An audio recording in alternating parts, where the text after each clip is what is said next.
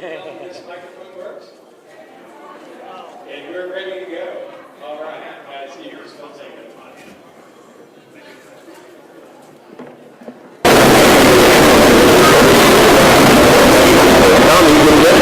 Yeah, we're good. Yeah, let's get rolling.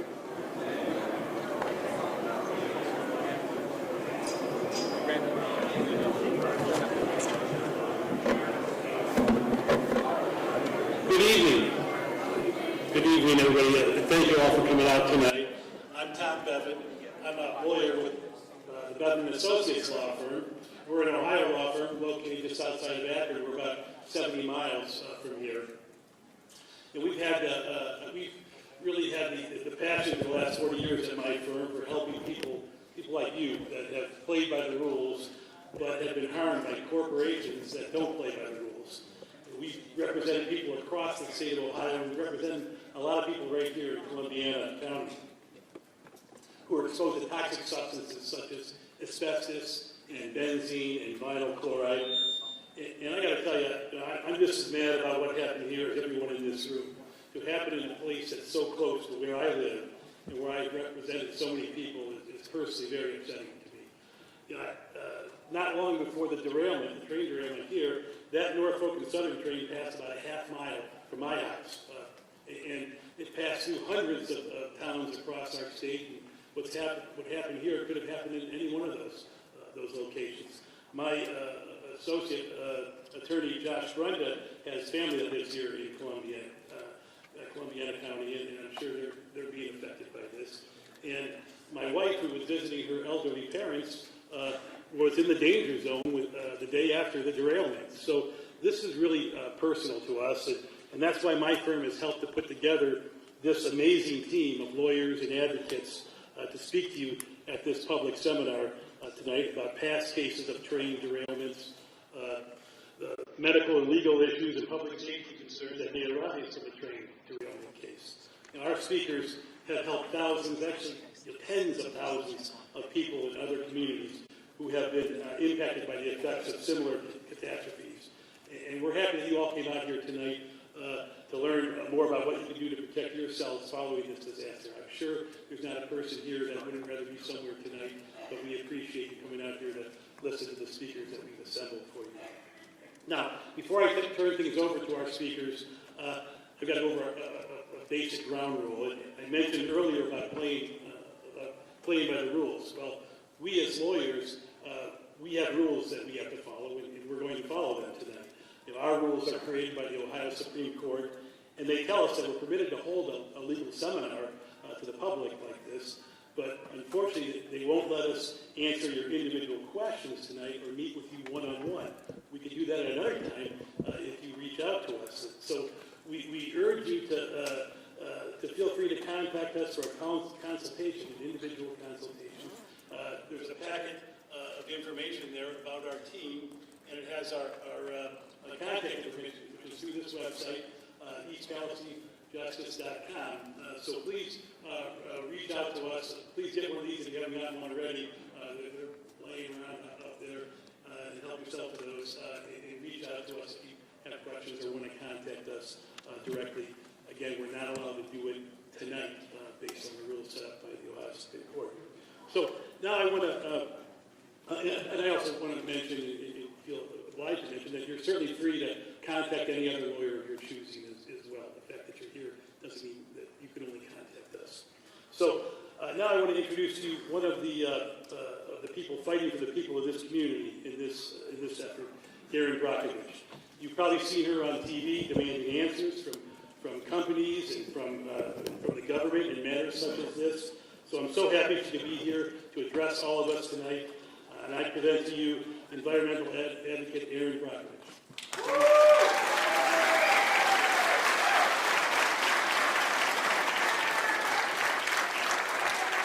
Thank you so much for coming out. Thank you. This comes off. Hi. Good evening. Thank you for being here. My name is Erin Brockovich. I'm not Julia Roberts. I want to make you laugh a little because it's awful stressing times for all of you, and I know that. So I'm so thankful that you came out. I've been in town, I got here Wednesday night, but I've been in close communication with many of you that started emailing me on February 4th, about 4 to 5 a.m. That was an early call, but it was an even earlier call on a longer night for you. And I'm doing what?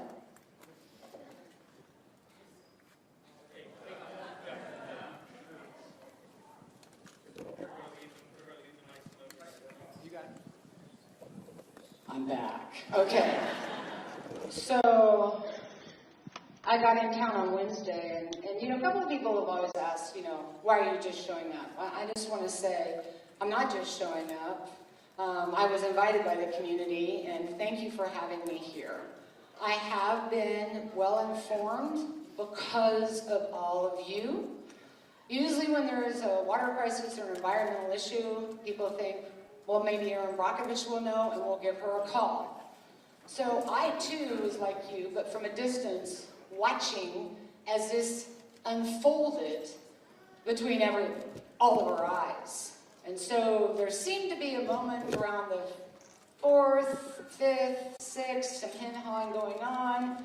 People continued to email me. We're not getting any answers. There's been a trail derailment. Is there anything that you know? And then, of course, you all know the story about digging a hole and draining the chemicals in there and lighting it on fire.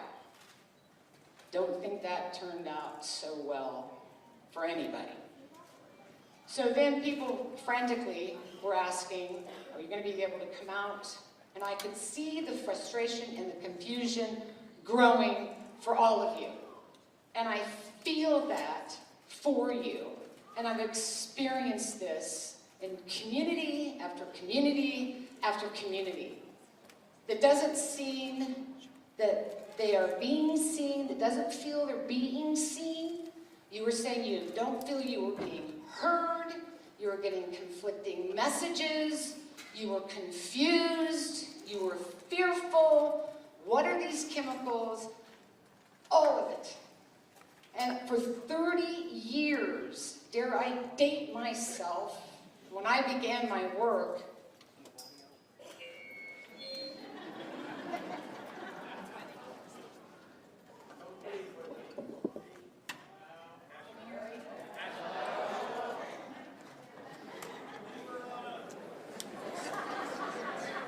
sorry. Oh my gosh.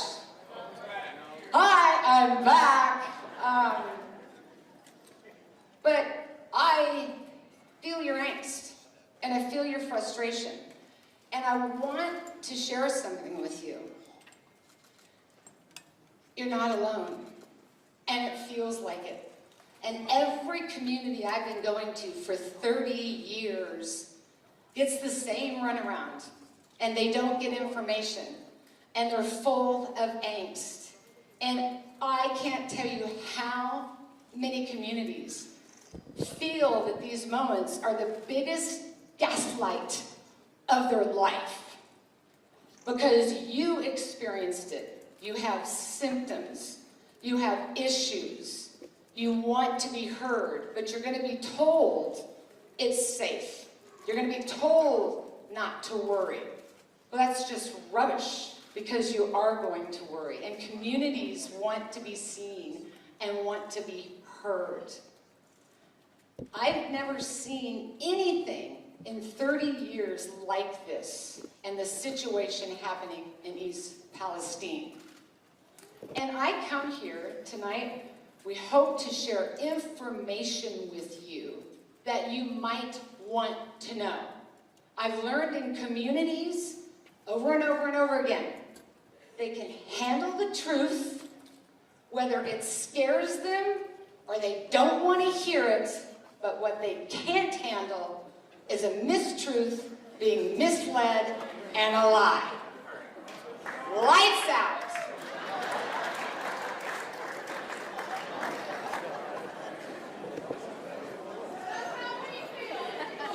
In the dark. There you go. And in the dark, we will continue to talk. So, By the light. Woo! By the light. So, but it is because of you and a terrible tragedy that you've reached out to me. And we are here to share information that we know. We have no problem telling you if we don't know. But I'm also here to tell you something that I think you're figuring out. And that truly is, Superman's not coming. No one is coming to change what's happened to you, magically fix what's happened to you, or give you all of the answers. And that becomes, oh my gosh. I'm telling you, one more mic, one more lights out is going to be a big old F-bomb, and I'm supposed to watch my language. So please, please.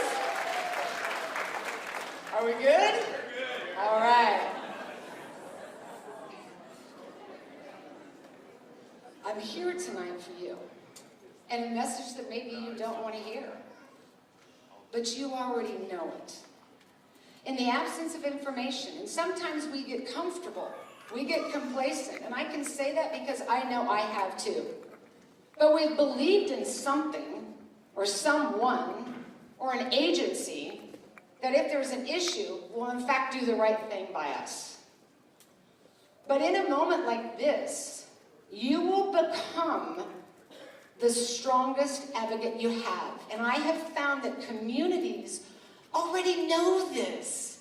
I'm not coming here tonight to tell you something you already don't know. You have an amazing set of instincts.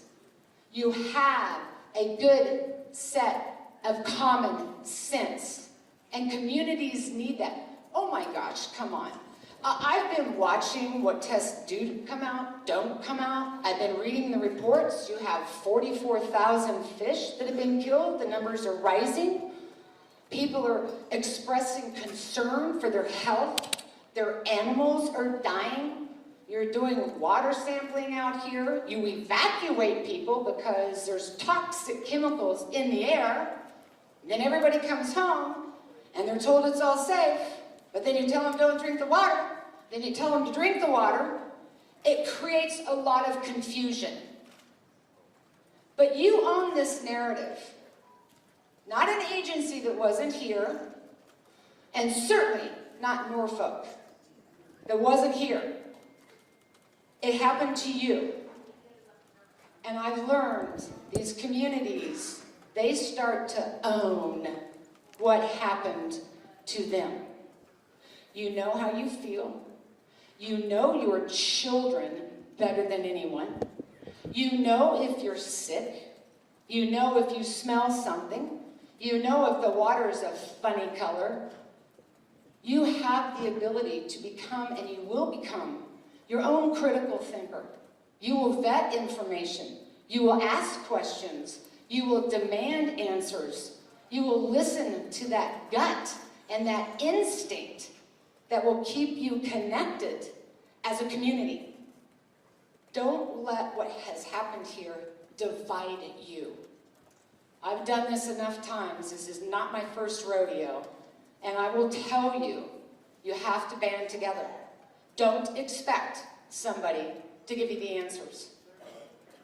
Unfortunately, this is not a quick fix. This is going to be a long game.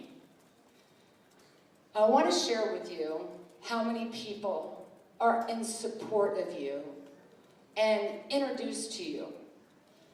And there is a whole lot of women in this room, and they're really good with their instincts. They're really good with their children. They know what's going on. And when these moms get together, and these moms and these communities join with each other, and you start getting 50 and 100,000 pissed off moms together, I'm telling you right now, things change. Things start to happen. And I want to share with you tonight that the moms of Flint, Michigan, who went through so much, came all the way here tonight to help the moms of East Palestine organize And so Melissa Mays, will you all stand up, are here tonight from Flint in support of you.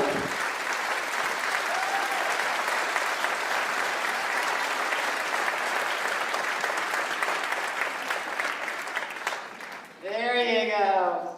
So they wanted to be here and meet all of you. And Melissa, we definitely want you to, oh, okay, no, that was my bad. I do, Jessica Conrad. Did you all see your community mom on CNN and Jake Tapper talking to the CEO? Well, she's going to be working with Melissa to help all of you. This is going to be about organization. Oh.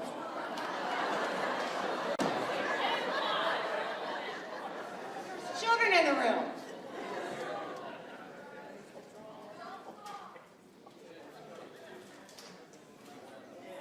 I also want you to know that you have a great neighbor here that has come in total support of this community. You're all going to know him. He's with the Cleveland Browns, Bernie Kosar. He came here.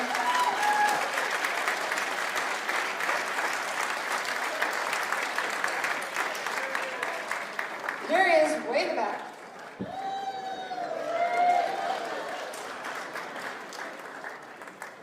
In support of this community, I want you to know that there's a lot of Norfolk employees that are coming forward with information that is extremely invaluable.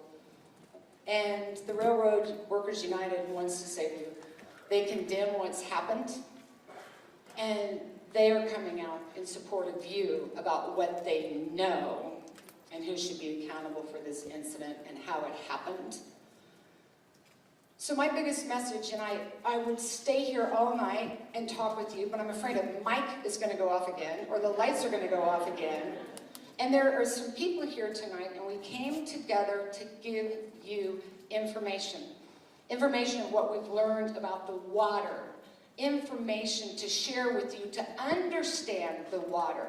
Look, I've seen the videos where they drank the water, the city water, and everything was safe.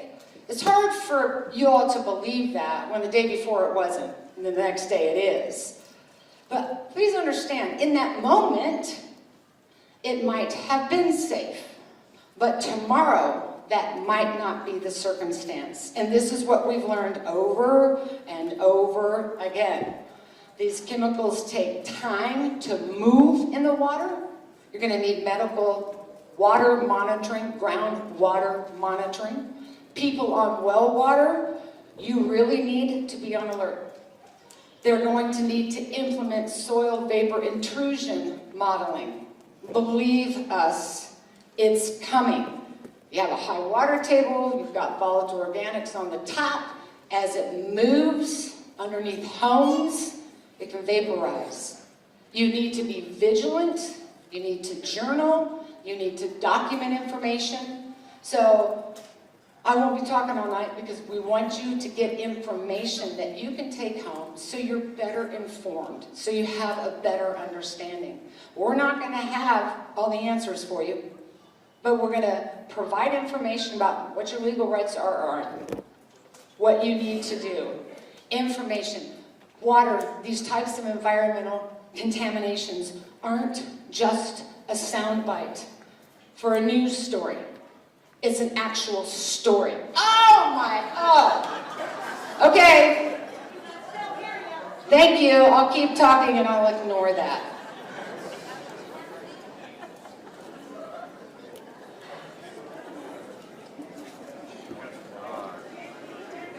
Okay, we're all good? Sabotage. Could be. Okay, but I'm going to keep talking. No, I'm not going to pay attention to the lights. So, I'm going to be introducing somebody here, and look, this is not the last time I'm going to be here. And I'm so sorry for what has happened and all the confusion. But I do want to give you assurance that there is forward movement. But until you know all the information, all the facts, and some of the things you might hear tonight are going to scare you. But I have learned, and communities know, give me that worst case scenario. Because if I don't know what that is, I can't make plans and I can't be prepared. And I can't protect myself in the absence of an agency or a company doing the right thing by you and your family. So with that, something very simple that I have heard from you, I have been emailed by you, and that is, you are now the eyes and the ears. This is what's happened to you. It will be your narrative.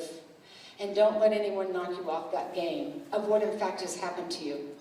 I'll never forget when I started in Hinckley, and it actually happened to me here. Actually, it happens to me all the time. Hey, why are you here? You're not a doctor, you're not a lawyer, you're not a scientist, so wait, what would you know? Go away. I'll tell you, that happened to me 31 years old in Hinckley, California, and I was stunned. And I said, let me tell you something right now. I don't have to be any of that.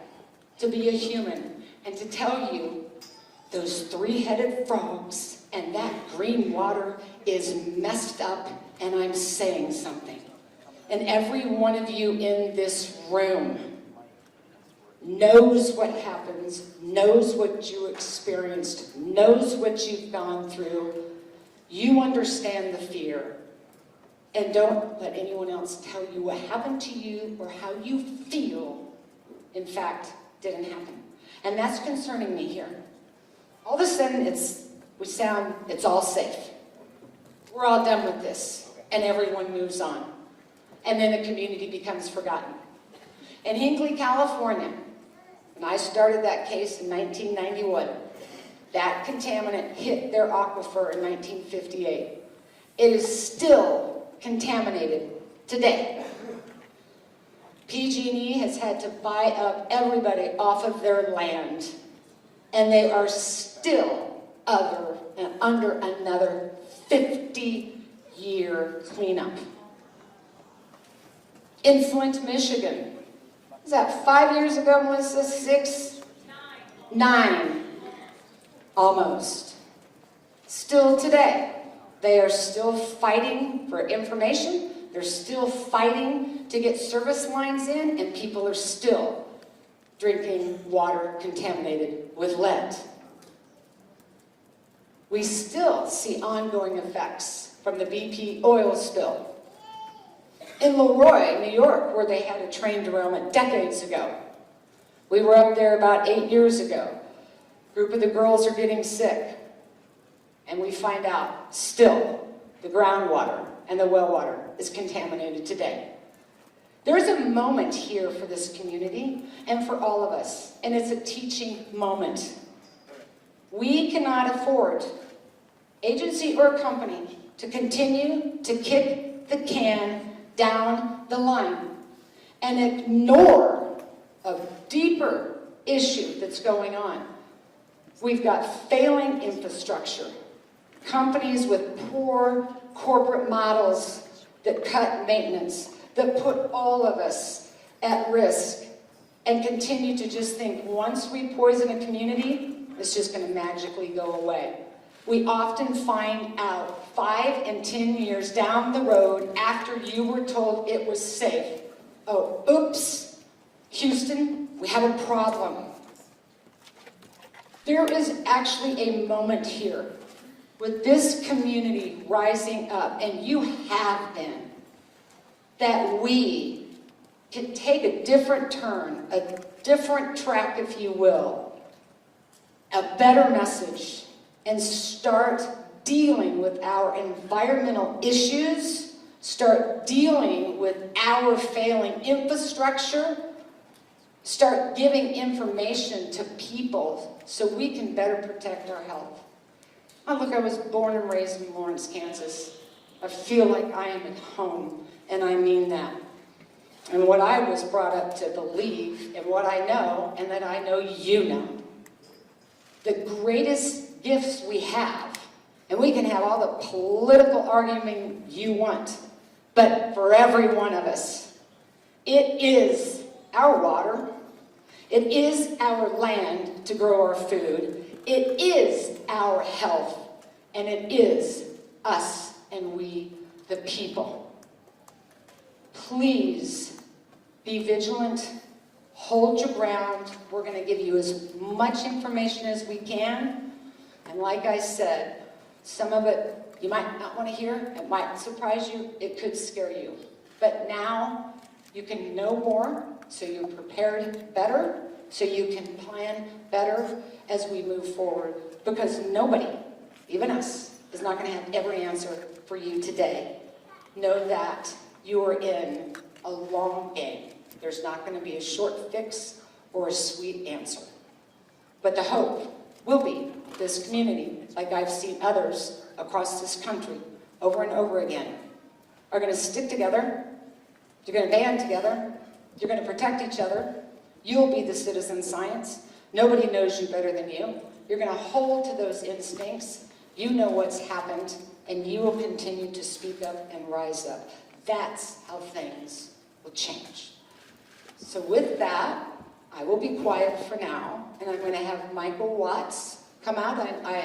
Michael Watts I've known for quite a few years. We've worked on the fires.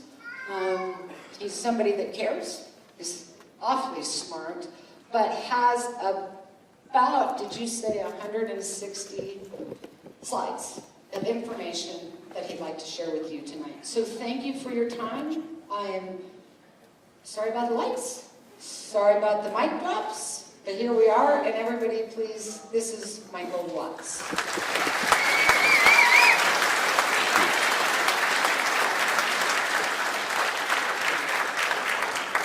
So before I started, they said, I want you to use this bike. And I said, oh shit. It works, so this is good. I'm Michael Watts, and I'm really sorry to have to be here. And I'm really sorry that you're experiencing what you're experiencing. It must have been terrifying. And my job is to not tell you what you want to hear. My job is to tell you the information as it is. And so I want to give you the good and the bad and the ugly of the situation in which you find yourself, both from the standpoint of what I would call the court of public opinion versus what you can expect in a court of law if there is litigation. But before we start, I just want to make some observations. The hazard of train derailments, while it may be new to this community, it is not a new phenomenon. It's been happening for well over a century. This hazard is the direct result of maintenance choices and inspection choices and dollars to fund maintenance and inspection, or dollars withheld to fund maintenance and inspection so that you can pay corporate compensation to your executives, buy back stock, and the like. And so the amount of money that is being budgeted for things that the railroads know they have to do has a direct relationship with whether these events happen. So how long have we known about the hazard of derailments? At least a century. And I just want to show you a couple of examples. In Guadalajara, Mexico in 1915, during the U.S.-Mexican War, right after it, 600 people died. In 1970 in Romania during World War I, 800 people died. In France, another troop carrier derailed. 800 people died.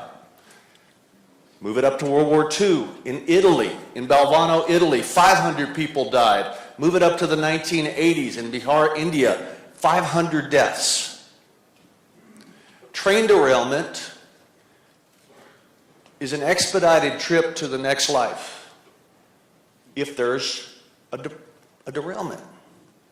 It is a shockingly dangerous phenomenon, and so the duty to prevent it in the law should be higher. Now, you're seeing a lot of things that's in other countries. I mean, over in Ethiopia, how do they know how to build a train track? Well, they build them just like we do. And unfortunately, we maintain ours a lot like they do. 425 deaths in 1985. Recently in Russia in 1989, 575 deaths. It's a hazard that has been known consistently for more than a century. But I didn't show you any examples in the United States. Maybe that's just a problem that other people have. We don't have that here in the United States until 2023, right? No. The train derailment hazard is a hazard that is well known here in the United States. Let me just give you 5 examples in the last 30-something years. And I started in 1991 because that's when Erin started picking on PG&E in Hinckley, California. 19,000 gallons of herbicide dumped into the river in Dunsmuir, California. In 1992, up in Superior, Wisconsin, 15,000 gallons of benzene, which we're going to talk about in a bit, right? This happened 31 years ago. In North Dakota, 146,700 gallons of ammonia. In Paulsboro, New Jersey, 23,000 gallons of something that you are now familiar with, vinyl chloride. We're going to talk again about this one because the railroad that operated the train that that jumped the tracks was the same railroad that was operating the train that derailed in your town. In the law, this is what we call notice, and we'll talk about this in a little more detail. More recently, in 2015, it says deaths, and it should say gallons, I apologize, but acrylamide, all sorts of hazardous chemicals. We live in a society, for better or worse, that chooses to ship the most deadly, the most toxic, the most dangerous chemicals ever made by man in rail cars right through populated cities. Now, whether that's a good choice or not is not for me to say, but if you are going to ship these kinds of chemicals through populated areas or small towns like this, you damn sure have an obligation to make sure that you don't jump the tracks. Prior Norfolk Southern train derailments, is this their first rodeo, to quote Ms. Brockovich? No. Let me just talk to you about 4 or 5. In 2002, in Tennessee, 10,600 gallons of sulfuric acid were released after this company derailed a train there. In 2012, in Paulsboro, New Jersey, 23,000 gallons of vinyl chloride were released after a derailment on a bridge in New Jersey. 2018 in Pennsylvania, 46 double-stack cars, 23 well cars jumped the tracks. Fortunately, in that one, they were carrying Listerine and Pampers. And of course, what just happened to you, 1.1 million pounds of vinyl chloride had to be released within days of this to keep your town from exploding. What happened to you is not new. What happened to you is a hazard that has been known by this company for a long time. And what happened to you is a course of conduct that is repetitive, entirely preventable, but not prevented. I asked the question to my staff in preparing for this, has anyone ever died from a train derailment? In Norfolk Southern's prior train derailments, and one of my law geeks went on something called Westlaw. It's like Google for lawyers. And we looked up all the cases involving Norfolk Southern that were reported, a bunch of cases in all jurisdictions, 623 derailments, made it to the appellate courts. And then of all those 623, we were looking for experts, so we looked at all that. But one thing that we did find in looking and reading all these cases, and I've read every one of them, is this. There was a history of reported cases, and we came across this one from a decade ago in Paulsboro, New Jersey. And the reason this is important to me is when you dig up the case, you'll find a case called Scott versus a whole bunch of companies, but Norfolk Southern's in there. And what happened in that case? The claims arise from exposure to the chemical vinyl chloride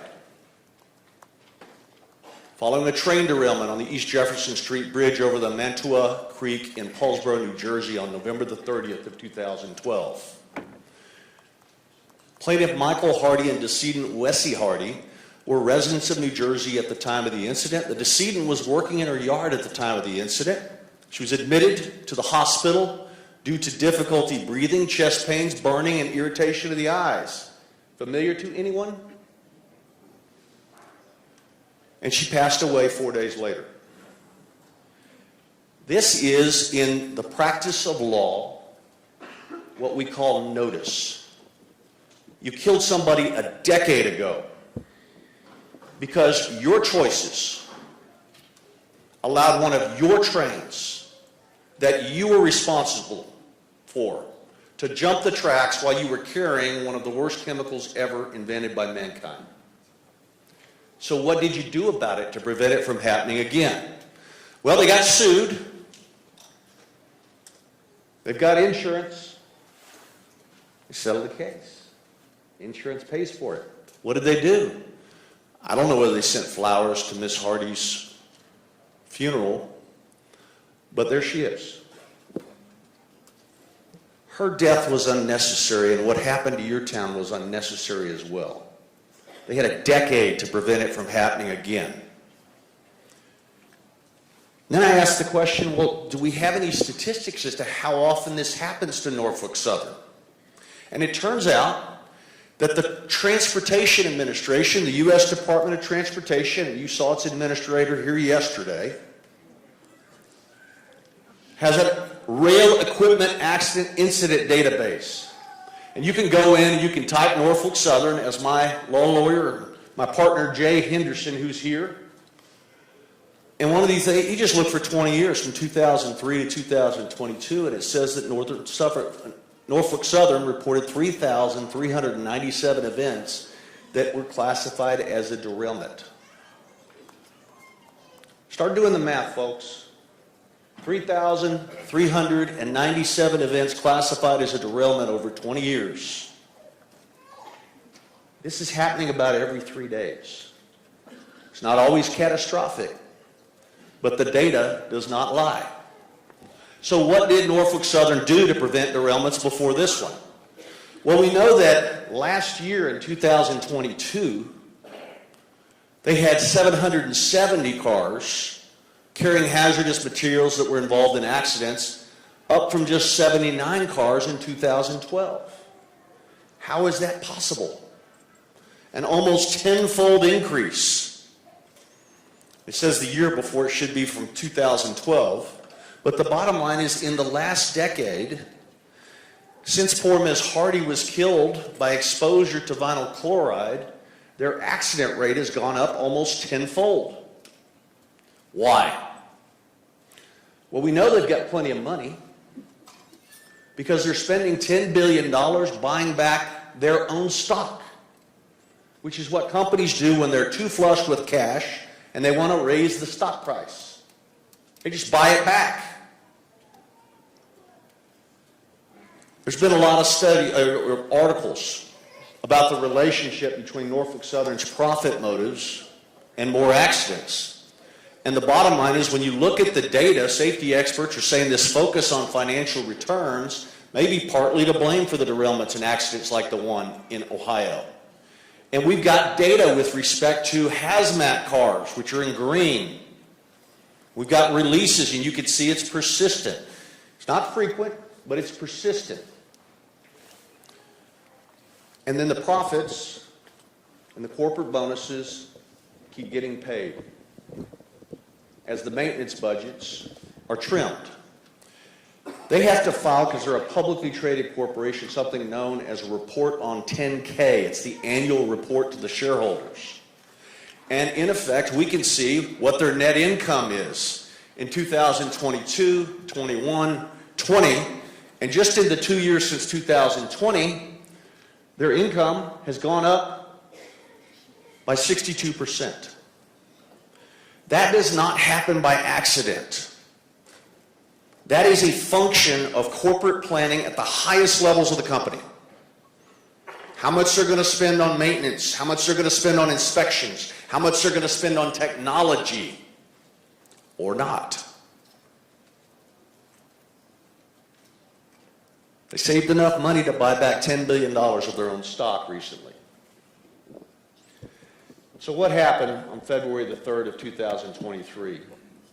You know, I drove to Canton to meet with some lawyers on this earlier today, and we came through the town of Salem, Ohio.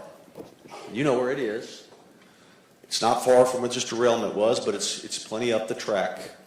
And this company, Butech Bliss, had a surveillance video that a lot of you all have seen. And I'm not playing the videos because they tend to eat it up, but you can see flames as this car number 23 is going by. And so the bottom line is that we start to see those flames well before this ever comes into your town. And you might have the question, what the hell is the train doing on fire? Fires on trains happen. It was the result of a hot axle and plastic pellets in the rail car, says Ms. Henley, who is the chair of the NTSB, who in my view is to be congratulated for getting a preliminary report out within 3 weeks so we know what the heck was going on. So you have the fire. There it is. Make it a little bigger and fuzzier. There it is. Miles up the track. Now, I know every little boy wanted to be a train conductor, but as an old man, I am confused how it is in 2023 technology that the crew could go mile after mile after mile without knowing that one of its cars is on fire. And we'll have to talk about that. But as we look at what happened, the NTSB report that came out yesterday, if you've read it, there are detectors along the track that detect the temperature of these cars to see if anything is elevated. And we can see that at milepost 79.9, the suspect bearing from the 23rd car had a recorded temperature 38 degrees above ambient temperature. And then at 69.01, it was 103 degrees Fahrenheit over ambient temperature. And then finally, 253 degrees before somebody told him with an alarm, it's time to stop the train. Leading to the very obvious question, is that a good thing to be 103 degrees above ambient temperature without an alarm? But they set the alarm at 117, so the crew never got a warning until the third heat indicator had it at 253. So the wayside defect detector, or the hot bearing detector, transmitted a critical audible alarm message instructing the crew to slow down and to stop the train to inspect the hot axle. So we still have time to prevent what's happened to you. But now we got another problem on the way to the play, another maintenance issue. When they apply the brakes, there's a little problem. The train comes to a stop after the acceleration from the automatic emergency brake application. Then the crew gets out and they notice that there's smoke and notify the Cleveland East dispatcher of a possible derailment. Now, Mama didn't raise the smartest kid, but my common sense says, how does a crew not know that they derailed? 5 derailed DOT 105 specification tank cars, 28 through 31 and 55, carrying 115,580 gallons of vinyl chloride, continued to concern authorities because of the temperature inside one tank car was still rising.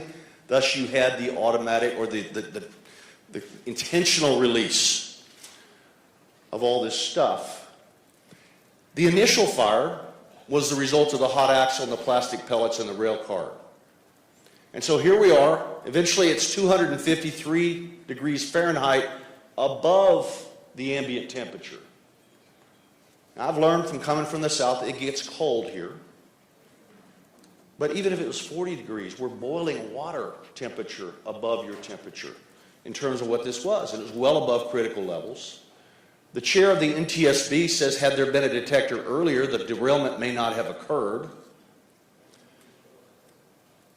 Now, crew receives a warning telling them to immediately slow and stop the train to conduct an inspection. During the deceleration, the rail car wheel bearing failed, maintenance problem number 2, causing the derailment. The NTSB's got all this equipment, the wheel set and the bearing.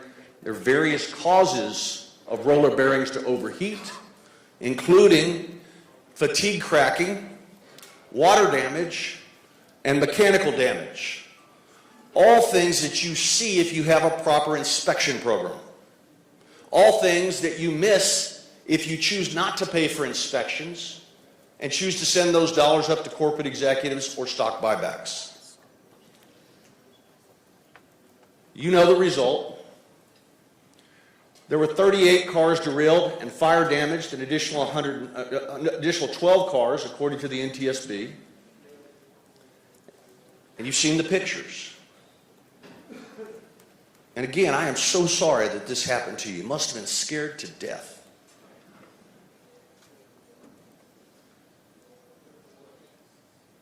So then they perform what's called a controlled release. Now, let me just say, you got some people that have done a really good job.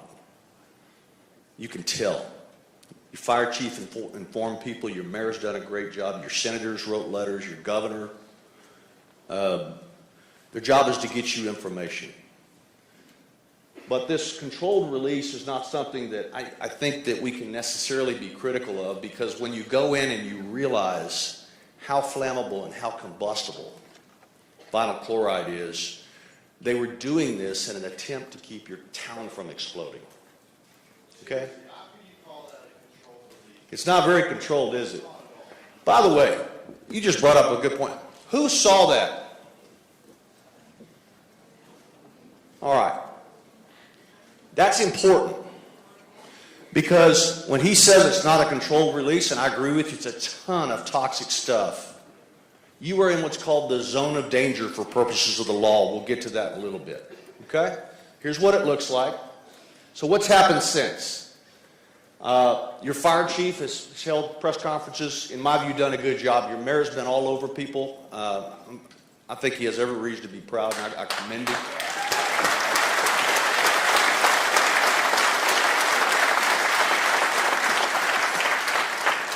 I met him in the back, and I was laughing with him. I said, you know, that day that you jumped all over Biden for being in Ukraine instead of being here, I said, I just know Buttigieg is going to beat us here. And, you know, here we are. Both the governors, the Ohio governor and the Pennsylvania governor, from different political parties, have come together to provide information to their constituents, and I think they deserve to be somewhat commended for that. I'm not going politics. I got it. There you go. No, yeah, all right. So, in any event, you got a lot of people that are working hard trying to figure this out. Okay? Try to get information. Our friends at Norfolk Southern, while all of your mayor and your fire chief are giving you information, they're causing another derailment up in Michigan the next week. 'Cause remember, every 3 days, it's got to stay on schedule.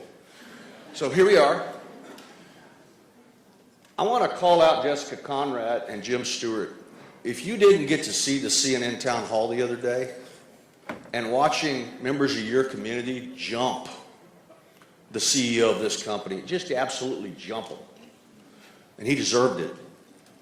I think Mr. Stewart said it best, you burned me. That's an example of what Erin's talking about. Those people did not have to get on a plane and fly to New York to be part of a town hall that the whole world would see, but they did because they cared. I can tell you, I've got a pissed off wife today. I'm not with her. It's a Friday night. She says, why do you always leave me? And I say, because I'm afraid of Erin Brockovich, and she says we need to help these people. But Erin Brockovich was called here by, I've seen the emails from your folks. Hundreds of them.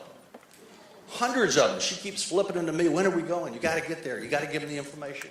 And so here we are.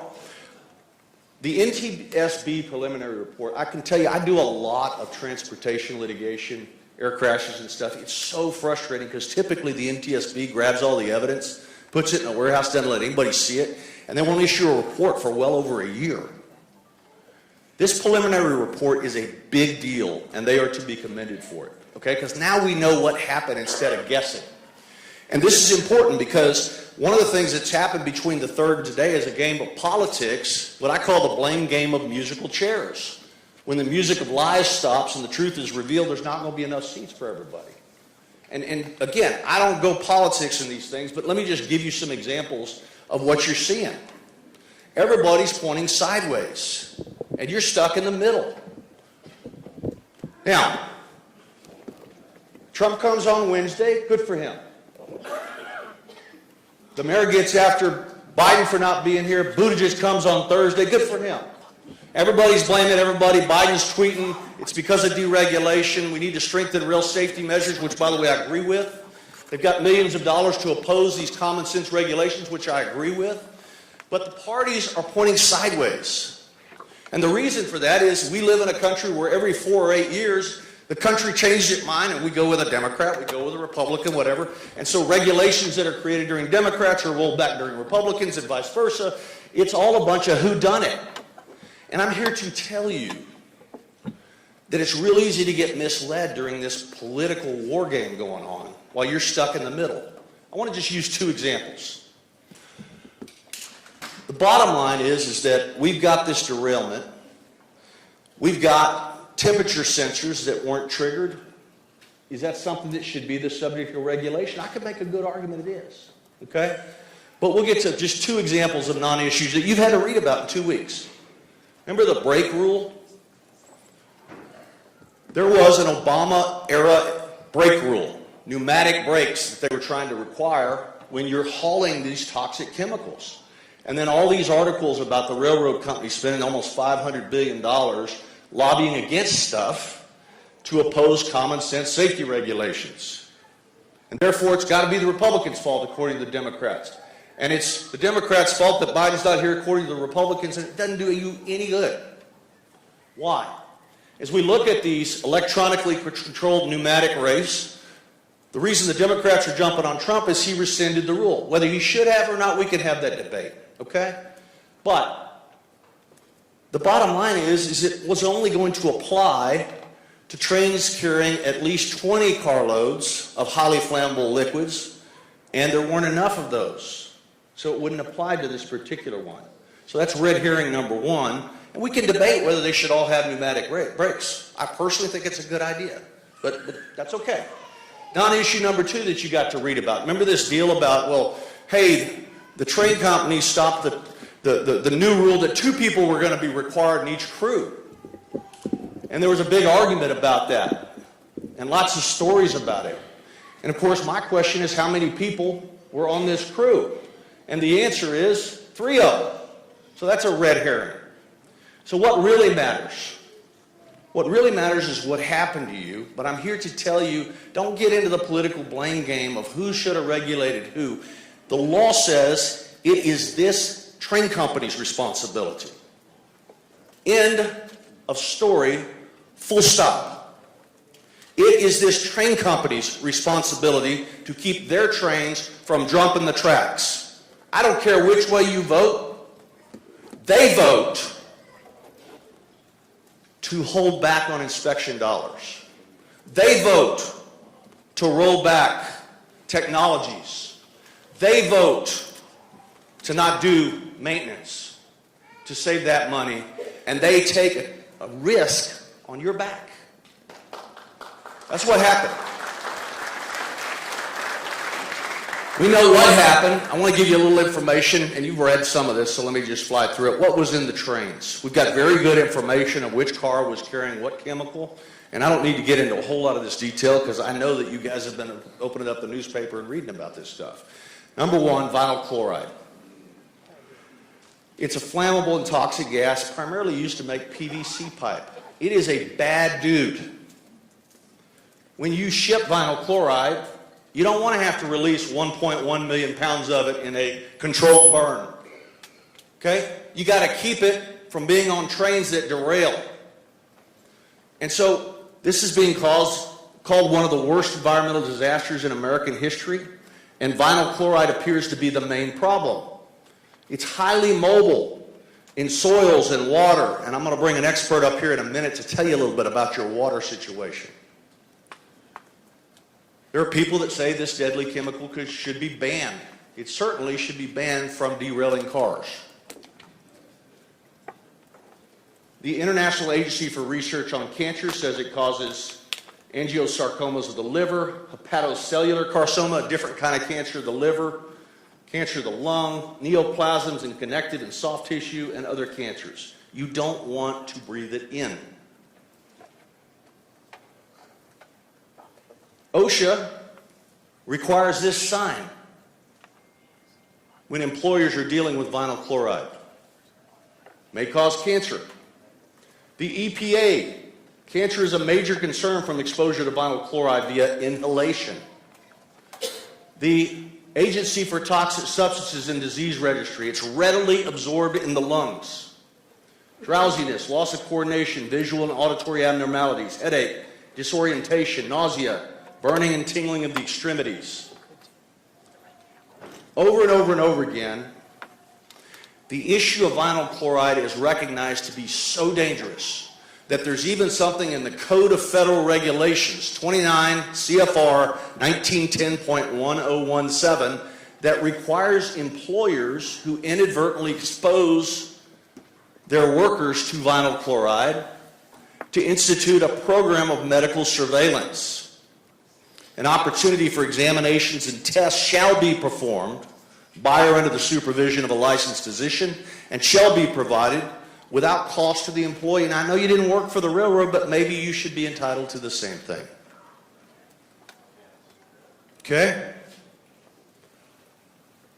Number 2, butyl acrylate. One of its manufacturers, Mitsubishi Chemical. It's a raw material for fiber processing agents, adhesives, coatings, plastics, acrylic, rubber, and emulsions. Not the kind of thing that I want to drink. Another manufacturer, Jamarin, says it has a general toxic effect, irritates the skin, mucous membranes, upper respiratory tract, digestive tract. Thermo Fisher has what's called a material safety data sheet. Symptoms of headache, dizziness, tiredness, nausea, and vomiting. It's like I'm reading the local paper. Rash, itching, swelling, trouble breathing, tingling of the hands and feet, dizziness, lightheadedness, chest pain, muscle pain, or flushing. Ethylene glycol. The EPA basically says it's antifreeze. It's also used as a solvent in the paint and plastics industries. When I was growing up, my mama was real clear on one thing: don't drink paint. NIOSH, the National Institute for Occupational Safety and Health, it can cause death if swallowed. That's what Mama knew and I didn't know. You may be harmed from exposure to ethylene glycol. There's a study by an author named Pataka.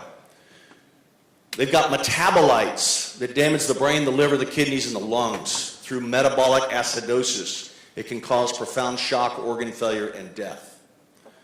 2-ethahexyl acrylate.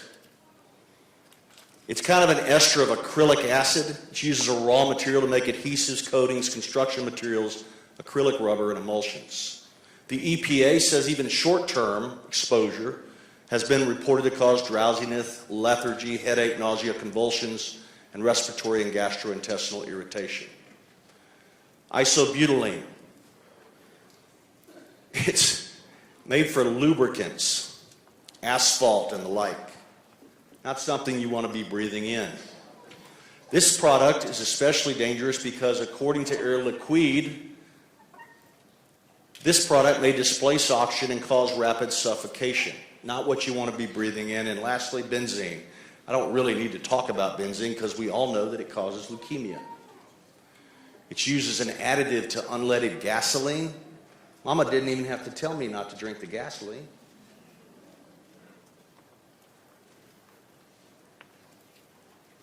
It is a well-known cancer causer. The EPA says there's been an increased incident of leukemia observed in humans occupationally exposed to benzene. It's a known human carcinogen.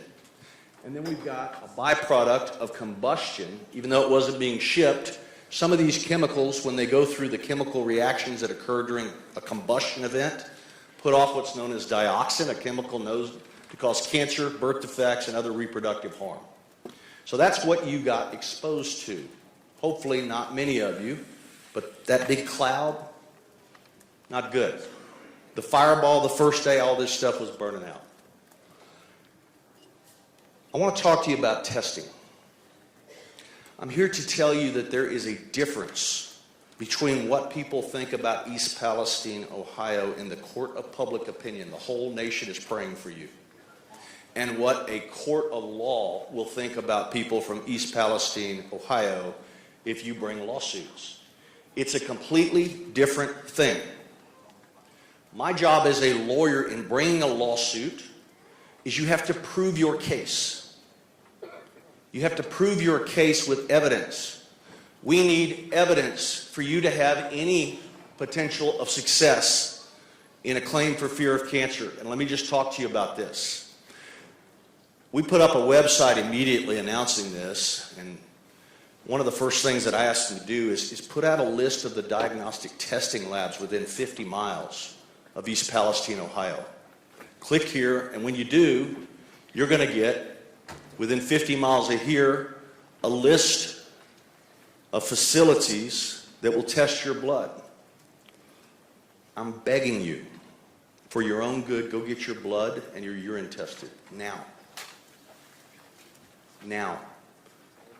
It won't be in there, at least in detectable levels, as time passes. Is that free? I'm going to get to that in a second. Right now it's not free, but there's a lot of work being done to make it free. And I'll tell you about that in a little bit. So here's the groups in Ohio, right across the border. There's a bunch of groups in Pennsylvania. My encouragement to you is get tested. If it says you don't have anything, great. You've got the peace of mind of knowing. If it says you have something, you now have an objective medical basis for what's known of a fear of cancer. And I'll tell you why that's important. You asked if it was free. If you have to, go to Walmart and buy a bunch of these cups and start filling them up and putting the date on them. Whatever you have to do to create documentation of what's in your body. You don't have to do it every day. Okay? But this stuff is going to dissipate. Now, I want to talk to you a little bit about all the people that put this on just for a second. There's primarily 3 law firms. Bevan and Associates, you met Tom. His partner Josh has been very helpful to us. His associate Angeli. Patrick Bevan, one of the partners over there, is here. And couldn't have done this without them. They taught us what we need to do when we're in Ohio. Have to be good guests. Not talk too much about the Longhorns. Apparently Ohio State's a big deal here. Now, in my defense, my daughter, who has been a lawyer for about 3 days, just took the bar, married a boy from Columbus, Ohio, and now I got to hear about Ohio State being great all day long.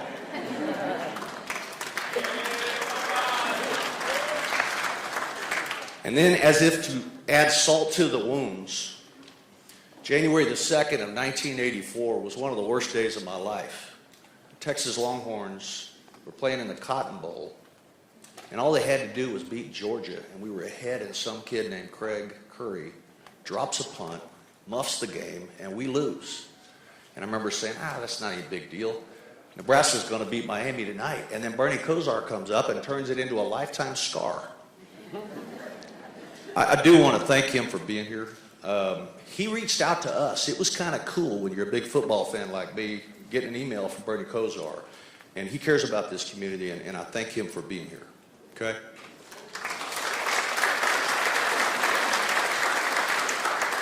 I've got a big law firm. There's about 50 lawyers and about 200 people. Alicia O'Neill, my law partner, is here. She's the head of our mass tort department. Jay Henderson will be my partner working on this case together with Paige Bolt, and there's a bunch of other ones. Doug Boxer, Gary Morrow, Michael Bernard. You've seen Doug. He was the one hand to the mic that didn't work. He does better work than that, but they're with a group called Sunbridge Legal. And then, of course, we've got non-lawyer consultants, medical doctors, hydrologists, Erin, and the like. And I'd like you to meet one of them. Bob Bocock, if you have heard about these forever chemicals, PFAS or PFOS, it's an enormous environmental problem. And he is perhaps the world's most accomplished hydrologist. And he has done just some preliminary looking around. And Bob, would you come up and just tell him a little bit about yourself, and then I want to show a video he shot today. Thank you, Michael. I realize that this meeting tonight is about you guys getting a lot of questions answered, so I'm going to be really, really brief. I've served as a water master appointed by the Superior Court in California for over 25 years. I travel around the country. Erin and I have been in over 500 communities just like this one. This is a pretty tough situation you find yourselves in. We know a whole lot more now than we did when you first reached out to Erin over 2.5 weeks ago. But it's important for you to understand, and I don't want to cause a lot more grief than you're already experiencing. But based on over 30 years experience traveling this country, I will tell you, you're in a situation that you're going to be dealing with for the rest of your lives if you stay here. This is not going away. It's not going away tomorrow. It's not going away 10 years from now. And we base this on, you heard Erin talk about Leroy, New York. Leroy, New York is a kind of situation that I reach back to that's most like this community. And you saw Michael talk about all the rail derailments.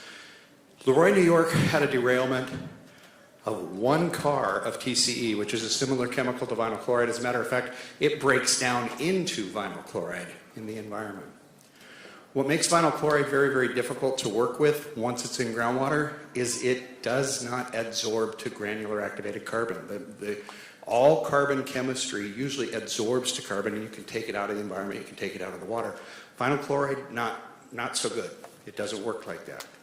In Leroy, they lost about 30,000 gallons. You've already heard here, you guys are up over 115,000 gallons.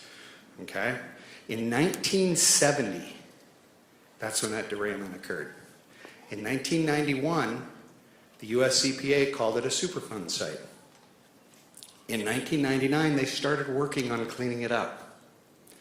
In 2011, Erin and I were called to that town on an unrelated matter, and I kept asking questions because I just couldn't get to the bottom of it. And the people said, well, have you been out to the derailment site? And I said, no. And we went out there, and we pulled back the bushes, and there were 250 55-gallon drums of the contaminated soil that the EPA contractor had extracted, put in the barrels, and put in the bushes, and allowed to rust out in 2011. Okay? So you ask yourselves, how quickly, the EPA comes out and they say, we're going to hold them accountable. They're going to pay for everything. Do you know when the groundwater plan is required by the railroad? It's Lehigh Railroad. It's not the one that's associated with this, but Lehigh Railroad's plan, you know when it's due to the US EPA? August 2024. So don't expect things to happen fast. One of the things I want to convey to you, and then we can get on to questions, is there's really almost 2 different types of environmental disasters that have occurred here. There was the derailment that spilled the chemical into the surface. That percolated down, goes into your groundwater table, and it starts moving around the community. Usually that takes a long time because it has to go through the soils. It doesn't just sink down and start spreading around. It takes months and years to migrate, okay? Except in your particular soil characteristics. Okay, so we got to think about that. The other was they dug a burn pit and they threw in a match. Okay, and that created the dioxins that have impacted all the community. You're looking at the potential for dioxin exposure for 5 to 10 years. It's going to take that long to leave the environment. The EPA, Department of Transportation, Department of Defense, they're all asking, what can we be doing better? There are things that when we get into making recommendations to you, how many of you have home HVAC systems? Heaters, air conditioners. Those filters need to be changed now, and they need to be changed next week. You need to dust your homes. You need to get in your attic dust. All that stuff needs to be removed, and it needs to be removed by experts that know how to remove it. So there's the dioxin situation. Dioxin's a bioaccumulator, okay? And what that means is questions about your gardens. Yes, it will be uptaken into the plants, and it will be consumed, and you will bioaccumulate it. Bioaccumulation is usually where the worm has it, gets eaten by the fish gets eaten by a bigger fish, you eat the fish, goes all the way through, You get it in your system. It's going to stay with you for a very long time. Everyone in this room has dioxin in their bloodstream. We need to understand what those base levels are. Now on to the water situation, and this is where Michael said he's going to show a video that I took right before coming over here in your park. What concerned me is you have, as a community drinking water system, a source water protection plan prepared by the state of Ohio. The federal government gave all 50 states the funding to prepare these plans. The plans were then issued. I've read yours. You have 5 groundwater wells in the park down the street here, various locations around the park that go to your drinking water system. When I first looked at this, and I had consultations with some of the people with your water department, and I said, you're probably looking at 6 to 12 months for it to migrate from the spill site over here. I can tell you today that is not the case. It is as if you have a whole bunch of channels and moats around this community. The drinking water wells are right behind this creek that they're aerating. The contamination has already migrated here and is going down. I've read over 2,500 source water protection plans that have been written by community drinking water systems around this country. I've never read this line. The state of Ohio has determined that the groundwater protection from surface contamination in this community is 0. It literally put a 0 in the paragraph. I've never seen a 0. I've seen 5 feet, 10 feet, this time frame. You guys are 0. So if this aeration is taking place today, you are already in a situation where the community drinking water system may become contaminated, okay? Groundwater is very shallow here, and if the chemicals are already at this location, we've got a real problem, okay? So some of the things that we're telling people is this community drinking water system needs treatment immediately, okay? That would be air stripping for the vinyl chloride, followed by granular activated carbon polish. Those systems need to be installed yesterday. The other thing that I've recommended to the contractor out here is they're air stripping this, which means the vinyl chloride's coming out of the water and going into the air. Don't let your kids ride their bikes down there. I saw a bunch of kids down there watching these guys pump this water. Stay away. It's going into the air. This needs to be air stripped in a container. You see these rain for rent tanks all over town? They need to be spraying and aerating that water in those tanks and then vacuuming off the air and cleaning the air and capturing it. Right now that stuff's going right into the air. So if you live adjacent to a creek that's experiencing this aeration, you need to keep your windows closed and you need to watch it very, very carefully. And we need to work together to get this practice stopped. So I'm going to turn it back over to Michael now. I'm here to answer the technical questions. Thank you very much.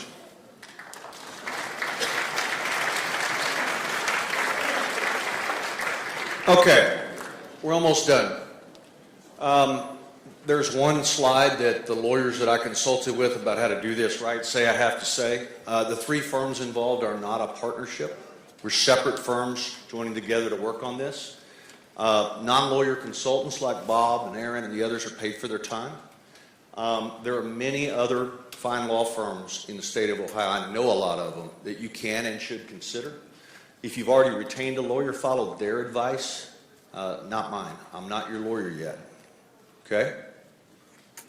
I'm not allowed to give you legal advice on your specific case during a public meeting. So this is frustrating to me because it's kind of an unusual rule in Ohio. I'm not allowed to answer your questions in this room, which is frustrating, but that's what they tell me. The materials have to be located at the exit. If you don't have them, you're welcome. They'll be out there. In terms of the litigation, let me just run this through real quick, and this is my judgment, talking with Ohio lawyers and the like about what you can expect. First thing is you've got to evaluate where the case must be filed. Here we have Ohio plaintiffs and perhaps Pennsylvania plaintiffs